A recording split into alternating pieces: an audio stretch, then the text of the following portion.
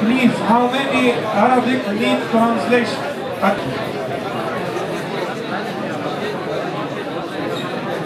Selamünaleyküm. Ben Tunus Türkiye Delegasyonu'nun Tunus saha sorumlusuyum. Adım Davut Taşkıran. Bugün eğitimimizin ilk günü. İlk oturumumuzu tamamladık.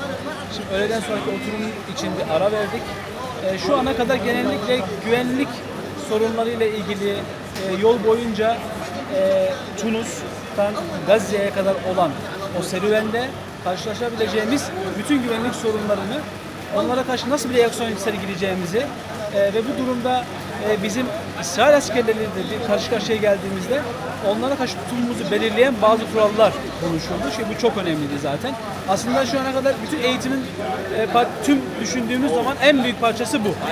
Çünkü diğeri bizi kişisel olarak ilgilendirirken o bizzat İsrail devletiyle bizim kontak kuracağımız bir pozisyonu. Bu hepsinden önemli. Yani bizim ortaya koyacağımız aksiyon, onların gösterdiği reaksiyon bu sonucu belirleyecek. Geçmiş gemilerin tecrübelerini de ortaya sererek birçok eğitimimize katkı sağladık.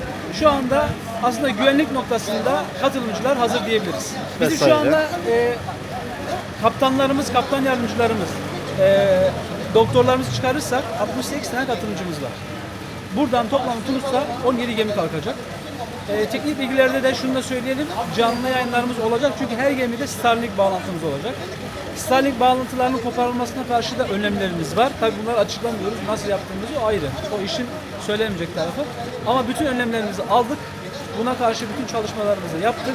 Bağlantılarımızı kesseler bile kısa bir süre onların o baskın düzenlediklerinde kısa bir süre canlı yayın yapma imkanımız olacak yani. Şimdi biz bir kere kendi gıdalarımız dışında, kendi ihtiyaçlarımız dışında, yolculuk boyunca ihtiyaçlarımız dışında Gazze'ye gitmek için medikal bir yardım var ve gıda yardımımız var. Şu anda bunların tabii sınırlı zaten.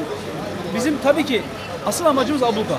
Şu an oraya yardım ulaştıracağımız yardım değil 100 gemi, 1000 gemi de götürsek mevcut duruma göre yetersiz kalacak.